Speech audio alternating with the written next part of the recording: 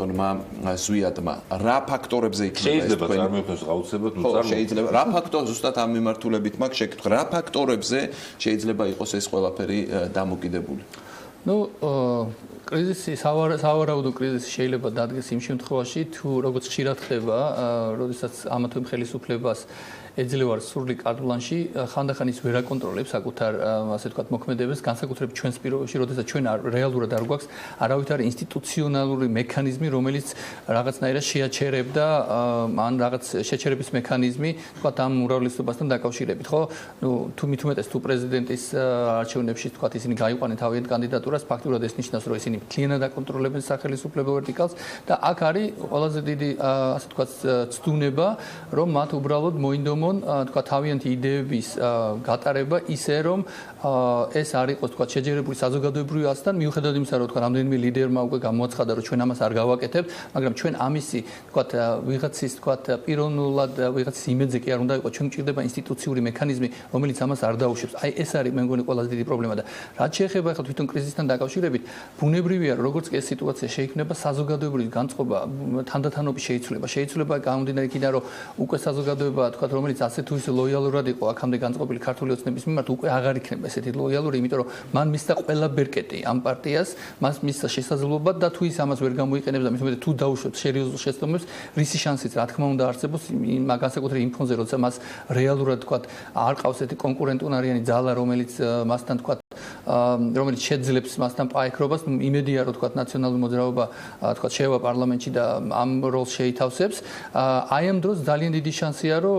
აი ამ თუ განსაკუთრებით თუ საზოგადოებაც მოდუნდა ხელისუფლების ქმედებებმა გამოიწვიოს სერიოზული კრიზისი რომელსაც რა თქმა უნდა შემდეგ მოყვება გარკვეული გადაჯგუფებები მაგრამ ყველაზე ცუდი იქნება თუ ეს რაღაცნაირად შეაფერხებს თქვენად ქვეყნის სტაბილურობას და მის თქვა საგარეო პოლიტიკურ კურსს რაზეც ასევე შეიძლება გავლენა და კიდევ ერთი ფაქტორი რომელიც ასევე მნიშვნელოვანია რომელიც ახალი არ არის მაგრამ კიდევ უფრო ამძიმებს ამ სიტუაციას რომ თუ გავითვალისწინებთ რომ რეალურად მოქმედი ხელისუფლების არაფორმალური ლიდერი არის ფაქტიურად ასე ვთქვათ პოლიტიკური ამ ველის მიღმა მაგრამ რეალურად მას აქვს სერიოზული გავლენები ხელისუფლებაზე და ჩვენ არ ვიცით ვთქვათ როგორ ისარგებლებს ის ამ გავლენებით ძალიან სერიოზული შეკითხვები იბადება იმასთან დაკავშირებით თუ როგორ მოახერხებს ეს ხელისუფლება ვთქვათ უშეცდომოდ ბოლომდე გმადლობთ ქალბატონ თამარ აი რაც შეეხება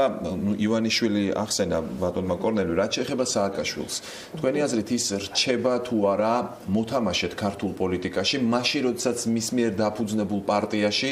აზრი ორად არის გაყოფილი არიან ადამიანები რომლებიც მას უკვე ღიად არ ეთანხმებიან გარკვეულ საკითხებში აი სააკაშვილის ფაქტორი ქართულ პოლიტიკაში ქრება თქვენი აზრით თუ ის მაინც რჩება როგორც პარტია მე ვფიქრობ რომ ნაციონალური მოძრაობის მხარდაჭერაში ალბათ მისი ფაქტორიც გასათვალისწინებთ რომ მას ყავს თავისი მკაფიო მხარდამჭერები და ალბათ ის შეინარჩუნებს ელექტორალურ მხარდამჭერას თუმცა იქ არიან ჯგუფები ვინც თვლის რომ ამ სიტუაციაში ვთქვათ საპარლამენტო ბერკეტის არ გამოყენება როგორც პოლიტიკური ბრძოლის იარაღი არის დაუშვებელი და ალბათ მართალიც არის იმიტომ რომ პოლიტიკური კულტურა გარკვეულწილად უნდა შეიცვალოს და პროტესტის ფორმებიც ალბათ უფრო სხვა უნდა იყოს და იმ ვითარებაში როდესაც ერთადერთი პროდასავლური ოპოზიციური ძალა არის წარმოდგენილი პარლამენტში მან გარკვეულად მაკონსოლიდირებელი როლი უნდა შეასრულოს თუ სხვა პარტიები შეძლებენ აი ამ დიალოგში ჩართვას ეს გამოწვევაც არის გარკვეულწილად იმიტომ რომ მისი სახელისუფლებო წარსულის გამო გარკვეულწილად ვერ ახერხებდნენ პროდასავლურ ფლანგზე კონსოლიდირებას ან ბევრი რამ არის დამოკიდებული რთული სათქმელი ამ პროცესში რა როლს შეასრულებს სააკაშვილი თუმცა მიუხედავად ვთქვათ მისი რადიკალური პოზიციებისა ის ყოველთვის ახერხებდა შემდგომში რეალობის სააკაშვილის გარეშე ნაციონალური მოძრაობის პერსპექტივაზე მინდა გკითხოთ. თქვენ ხედავთ ნაციონალურ მოძრაობას ისეთივე ძალებით, როგორც მას დღეს აქვს, თუ კი სააკაშვილისგან დისტანცირება მოხდა? რთული სათქმელია, სასურველია, რომ ეს ერთობა შენარჩუნდეს და გასათვალისწინებელია ივანიშვილის ფინანსური ზეწოლის ბერკეტები, იმიტომ რომ ის შეეცდება არა მარტო ფინანსური, არამედ სხვა მხრივ ზეწოლის ბერკეტების გამოყენებას ნაციონალური მოძრაობის წევრებზე, რომლებიც პარლამენტში მიდის თქვენ ხედავთ რაიმე ხელს, პარულ ხელს. არა, ამ შემთხვევაში პარულ ხელს შიდა პროცესია აბსოლუტურად, მაგრამ შემდეგ გარე ხელის ჩარევის ალბათობაც არსებობს როგორც ფაქტორი, მე ამას გულისხმობ. რთული სათქმელია ჩემთვის რა მოხდება, მაგრამ ნებისმიერ შემთხვევაში, როდესაც შენ პოლიტიკურ ველზე ყავს ერთადერთი საპარლამენტო ოპოზიცია პროდასალურ ფლანგზე, მისი ერთიანობის შენარჩუნება ალბათ ყოველას ინტერესში უნდა იყოს, მაგრამ მისი ფაქტორის არ გათვალისწინებაც ალბათ არასწორი არ იქნება, იმიტომ რომ მას ყავს თავისი ელექტორატი. ნაციონალური მოძრაობა სააკაშვილის გარეშე, ბატონ ზვიად, შესაძლებელია ასეთი რამ თქვენი აზრით? ნაციონალური მოძრაობა დღეს იმ სახით შევიდა პარლამენტში და მოიპოვა 27%, თუმცა საბოლოო შედეგები არ არის ხო გამოცხადებული. წინასწარს უწოდებთ. წინასწარის შესაძლებლობით, რაც არის მაჩვენებელი იმის, რომ ეს პოლიტიკური ძალა ახერხებს კომუნიკაციას საზოგადოებასთან, აი ამ ფორმით, ამ მასშტაბებით, ამ ოდენობით. ნუ დავაბრალებთ ამ ხმებს მიხეილ სააკაშვილს, რა თქმა უნდა, მას აქვს დიდი წვლილი და მნიშვნელოვანი წვლილი ამ პარტიის ჩამოყალიბებაში და განვითარებაში, მაგრამ პარტია არის ცოცხალი ინსტიტუტი და მან თუ ყოველდღიურ რეჟიმში არ მოახერხა საზოგადოების სხვადასხვა ჯგუფებთან ურთიერთობა, იმიტომ რომ არსებობს სადღაც თუნდაც ოდესაში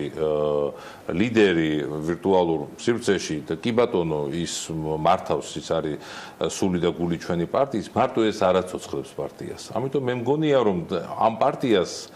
დღეს ეს რესურსი აღმოაჩნდა. ალბათ სხვანაირად რო ემოქმედა შეიძლება უფრო მეტი რესურსიც ქონოდა, მაგრამ ფაქტია რომ მან ეს ხმები მოიპოვა დღეს და მე მიმაჩნია რომ უფრო მეტი ვიდრე წინა არჩევნებზე. მე კი წინა გულისხმობ ალბათ ადგილობრივ არჩევნებს და არასაპარლამენტოს არ ვატარებ. თუმცა საპარლამენტო არჩევნებში მათ გარკვეული სახელმწიფო რესურსი გააჩნდათ, მაგრამ დღეს არ გააჩნდა და ამ პირობებში მოპოვებული ეს რაოდენობა და თვითონ რაოდენობაც ამომრჩევლებისა ცოტა არ არის, საკმაოდ ბევრი ამომრჩეველია. 9 მილიონი. 27% ვთქვათ, მაგრამ ეს არის 9 მილიონზე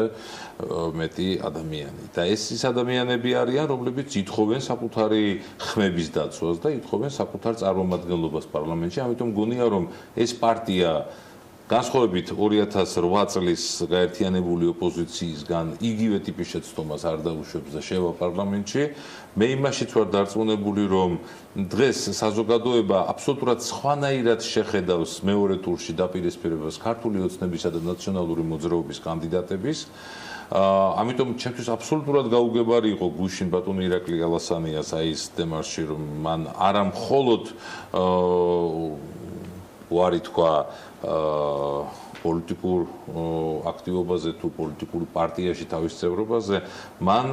პრაქტიკულად გამოუცხადა ბოიკოტი გორის ამომრჩევლებს, რომლებმაც მას მისცეს საკმაოდ მნიშვნელოვანი მანდატი იმისათვის, რომ მეორე ტურში გაეგრძელებინა ჩანსი სერიოზული ჰქონდა, კი ბატონო. მე დარწმუნებული ვარ, რომ მას უფრო მეტი შანსიც კი ჰქონდა, ვიდრე სხვა ნებისმიერ კანდიდატს,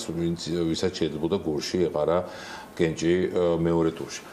ეს შანსი ჩვენს მოქალაქეებს არ უნდა წავართოთ. თუ ამ მოქალაქეებს ჩვენ ამ შანსს წავართოთ, მაშინ ბუნებრივია ხვალდაზე ძალიან გაჭირდება ამ მოქალაქეებთან ისევ ურთიერთობა და ისევ პოლიტიკურ ბრძოლაზე საუბარი. და მე რა თქმა უნდა თანაბრად და პერსონალურად არ გადანაწილდება პასუხისმგებლობა, მთლიანობაში დავინახავთ, რომ გვექნება საკონსტიტუციო უმრავლესობა ერთი პარტიის, რომელსაც რამდენიც არ უნდა ვიძახოთ, რომ კეთილი გონი გაიმარჯვებს იქ არაყვებიან ცდუნებებს და ასე შემდეგ, ეს იმდენად დიდი ტვირთია და იმდენად მომხიბლავი ტვირთია, რომ საკონსტიტუციო უმრავლესობა გაქვს, ამას ვერცერთი პოლიტიკური ძალა ვერ გაუძლებს ამ ცდუნებას. მე ამაში დარწმუნებული ვარ და დაემართებათ აი ის, რასაც ერთი დიდი დიქტატორია ეძახდა თავბრუსხვევა წარმატებებისგან. აი ეს მოუვა ქართულოს. პროდასალურ ფლანგზე მნიშვნელოვანი არის, რომ პოლიტიკური სპექტრი გარკვეულწილად შევცვალოთ მეორე ტურში, თუ ეს ჩვენ საზოგადოებას ხელეწიფება, თუ არ შეუძლია, მაშინ რა თქმა უნდა იმ პირობებში მოგვიწევს ცხოვრება და ბრძოლა საქართველოს ევროპული განვითარებისთვის, რაც გვაქვს. პროდასავლურ ფლანგზე პოლიტიკური ძალების გადაჯგუფება ვახსენეთ, ხომ? რა რესურსი აქვთ პოლიტიკურ ძალებს, რომ ეს მოახერხონ მომდევნო წლების განმავლობაში. აი თუ დავაჯამებთ უბრალოდ ესე უხეშად და მექანიკურად, ახლაც გაერთიანება ამ არჩევნების წინ უზრუნველყოფდა იმას, რომ ერთ პარტიას არ ქონოდა საკონსტიტუციო უმრავლესობა. თუ კი მოხერხდებოდა გაერთიანება და გარკვეულ ძალებს ერთად გადაელახათ ბარიერი. ხო, მე ასე თურმეობითში ვერ ვისაუბრებ, მოხდა ის, რაც მოხდა. ახლა ვისაუბროთ იმაზე, რომ ელექტორატი, რომელსაც აქვს სწრაფვა დასავლეთისკენ, ეს არ არის მხოლოდ ის ამომრჩეველი 4.6%, რომელიც თავისუფალმა დემოკრატებმა მოაგროვეს, ეს არ არის ის 1.55%, რომელიც რესპუბლიკელებმა მოაგროვეს, ეს არის ძალიან ბევრი ამომრჩეველი, რომელიც არ გამოვიდა არჩევნებზე. ეს არის ძალიან ბევრი ახალგაზრდა, რომელმაც ვერ მიიღო მისთვის სასურველი საარჩევნო გზავნილები და ამიტომ არ გამოვიდა არჩევნებზე და რა თქმა უნდა ამ ადამიანებთან მუდმივად არის ურთიერთობა დასამყარებელი და ეს პოლიტიკურმა ძალებმა უნდა იპოვონ საკუთარ თავში რესურსი და შეძლონ. კი არ უნდა გაიქცნენ ახლა. ეხლა პოლიტიკური ბრძოლის მიტოვება ეს ნიშნავს იმას, რომ თავარი მოტივი ჩვენი ყოფილა მხოლოდ მანდატი. არ არის მხოლოდ მანდატი. ვერ მიიღე ეს მანდატი რაღაც მნიშვნელოვანი ან უმნიშვნელო ხმები დაგაყდა ხო იმისათვის რომ ეს 5% გადაგელახა ეს არ ნიშნავს იმას რომ ამით დამთავრდეს ბრძოლა იმიტომ რომ ერთ წელიწადში არის ადგილობრივი არჩევნები თუ ადგილობრივ არჩევნებზე ჩვენ ისევ ამ ორ პოლიტიკურ ძალას სამს დავტოვებთ მაშინ პირდაპირ გეტყვით რომ ჩვენ ისევ ერთპარტიულ თვითმმართველობებს მივიღებთ და თუ ეს პოლიტიკური ძალები არ გაძლიერდნენ და მათ სწორედაც ეს თავისი ევროპული გზავნილები სწორად არ მიიტანეს ამომრჩეველთან ადგილობრივი თვითმმართველობის არჩევნები ჩვენ არ მოგვიდა. გმადლობთ, ცოტა დრო გრჩება, აი ვისაუბრეთ იმის შესახებ, რატომ ვერ მოახერხეს პოლიტიკურმა პარტიებმა წარმატების მიღწევა, მათ რომელთაც ვერ გადალახეს ბარიერი. რა უნდა გააკეთონ პარტიებმა იმისთვის, რომ ეს შანსი მათ ისევ გაუჩნდეთ. აი ჩვენ გვაქვს მაგალითები, ხო ვთქვათ ბურჭულაძეზე პირადად თქვენ ილაპარაკეთ, რა შეცდომები იქნა დაშვებული, ხო? ვინ შეიძლება როგორმა ლიდერმა ან პოლიტიკურმა პარტიამ ან გაერთიანებამ დაიკავოს ეს ნიშა. მათ შორის ისინი, რომელიც არ მივიდნენ არჩევნებზე, ვინც მივიდა, მაგრამ მათი ხმები არ აისახა პარლამენტში. მე მგონი პირველად თავიდან ალბათ უნდა დავიწყოთ იქიდან, რომ ერთ-ერთი კიდე დამატებითი მიზეზი, რის გამოც ვთქვათ ეს ხალხი 51% ფაქტიურად არ გამოვიდა, იყო ის, რომ ძირითადმა პოლიტიკურმა პარტიებმა მათ ვერ შესთავაზეს ახალი ნარატივი, ანუ ახალი ხედვა, ახალი კონცეფციები, ვთქვათ როგორ უნდა განვითარდეს სახელმწიფო, მათ შორის იმაზე, რაზეც ზუიადი საუბრობდა, ვთქვათ კონკრეტული ხედვები პლატფორმებში, ვთქვათ იგივე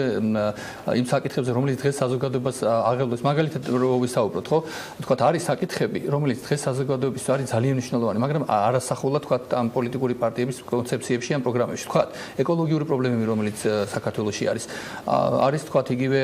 საცობებთან დაკავშირებული პრობლემები ანუ ეს არის ის საკითხები რომელიც აწუხებს ანუ გარკვეული ხიდჩატეხილობის პრობლემა საზოგადოებასა და პარტიებს შორის იყო და ამაზე ბევრჯერ მითქვია მანამდეც და ეხლა მთავარი ამოცანა არის ის რომ თქვათ არა ის რომ თქვათ გაბუტულების თქვათ რაღაც პოზა მივიღოთ და ანუ რაღაცნაირად გული ავიცრუოთ ამორჩეველზე რომელიც არ დააფასა ხო გაუბროზეთ ამორჩეველს არამედ პირიქით, მე მგონი, ზუსტად ეხლა არის დრო, როგორც ამას აკეთებენ ევროპულ დემოკრატიებში, როგორც კი პარტია აგებს არჩევნებს, მეორე დღეს ერთ კვირაში სადღაც იწყებენ კომპანიას, განსაკუთრებით იმ უბნებში და იმ რეგიონებში, სადაც წააგეს, რომ გაარკვიონ კონკრეტულად რატო წააგეს, რა მოთხოვნები ქონდა თქვათ ამორჩეველს, შემდეგ ეს ყველაფერი აისახოს გარკვეულწილად ახალ პლატფორმაში და პროგრამაში, რომელსაც ეს პარტიები გამიმუშავებენ. ეხლა ეს სხვა საკითხი, რამდენად მოახერხებენ ამას ჩვენი პოლიტიკური პარტიები და აქ თუ არა მათ ამის ინსტიტუციონალური შესაძლებლობები და რაც თავია ფინანსური შესაძლებლობები, იმიტომ რომ ამისთვის საჭიროა კვლევები, ამისთვის საჭიროა გარკვეული რაღაც თქვათ ექსპერტული მოსაზრებები, რომელიც პარტიებს რეალურად დღეს არ აქვთ და ესეც ობიექტური რეალობა არის, მაგრამ ეს არ ნიშნავს იმას, რომ თქვათ რეალურად მათ უნდა მოახერხონ აი ამ ახალი ნარატივის შექმნა, გადაჯგუფება, იმიტომ რომ ეს აუცილებელია, იმიტომ რომ აი ამ გადაჯგუფებაში რას გულისხმობთ ბატონო? გადაჯგუფებაში გულისხმობ ის, რომ მაგალითად პირობითად ვამბობ რა, რომ თქვათ აღმოჩნდა, რომ თქვათ რესპუბლიკურ პარტიას და თქვათ თავისუფალ დემოკრატებს პრინციპში მე ამას ვამბობდი და მათ ლიდერებთან პირად საუბარში მისაუბრია კიდეც, თუმცა ისინი არ მეთანხმებოდნენ, ისინი ამბობდნენ, რომ ჩვენი ამორჩეველი არ არის ერთი და იგივე. მაგრამ მე ვიცი ამ არჩევნების დროს თქვათ ოჯახები, რომლებიც გაიყო. ერთმა თქვათ ოჯახის წევრმა მისცა რესპუბლიკელებს, მეორეს მისცა თავისუფალ დემოკრატს. იმ შემთხვევაში პირობითად თუ გაერთიანდებოდნენ, ისინი ალბათ ამას გადალახავდნენ, თუმცა ეს არის მარტივი დაჯამებით გადალახავდნენ. ანუ საჭირო არის მაგრამ ყოველთვის ესე არ არის. დავაჯამებთ გადალახავდნენ. ეხლა გადალახავდნენ, კი. მოცემულობა, მაგრამ რა იქნებოდა ხო, ანუ მე რას ვამბობ, რომ გარკვეული გადაჯგუფება საჭიროა როგორც იდეოლოგიურ თვალსაზრისით, ასევე თქვათ იმ თვალსაზრისით, რომ თქვათ რამდენად არის ესა თუ ის პოლიტიკური ძალა თუ დაჯგუფება თქვათ მზად შესთავაზოს საზოგადოებას ახალი ხედვები და რაც თავარი ეს ხედვები თვითონ კი არ უნდა იყოს, რაზეც თქვათ აქ ვისაუბრეთ, ანუ პარტიებმა მარტო ის კი არ უნდა შემოთავაზონ, რაზეც თვითონ ფიქრობენ, არამედ საზოგადოებას რა აინტერესებს და მთელი პარტიული პოლიტიკაც ხო ამას ეყრდნობა რეალურად, რომ პარტიების მოვალეობაა, რომ ასახონ ამ საზოგადოების ინტერესები და აი ამას რომელი პარტია იყოს, აი ეს იქნება. ქალბატონ თამარ და დავასრულებთ გადაცემას. დავათანხმები თქვა ჩემ კოლეგებს, რომ ორიენტირება ჯერ პირველ რიგში მიზეზების დადგენა და ალბათ კომუნიკაცია, გარკვეულ ინტერესთა ჯგუფების მობილიზება არის მნიშვნელოვანი და ალბათ პოლიტიკურ ლიდერებიც ასრულებენ ამ პროცესში როლს, რისი დეფიციტიც იყო დღევანდელ მოცემულობაში, რომელმაც ვერ შეძლეს მობილიზება. ამიტომ ალბათ გაკვეთილები უნდა ისწავლონ თითოეულმა პარტიებმა და ის კონიუნქტურა, რომელიც ახლა ზოგიერთი პარტია დაეშალა ხელისუფლებაში გადავიდა ნახევარზე მეტი რეგიონებში გარკვეული ცვლილებები არჩევნების იწვევს იმას,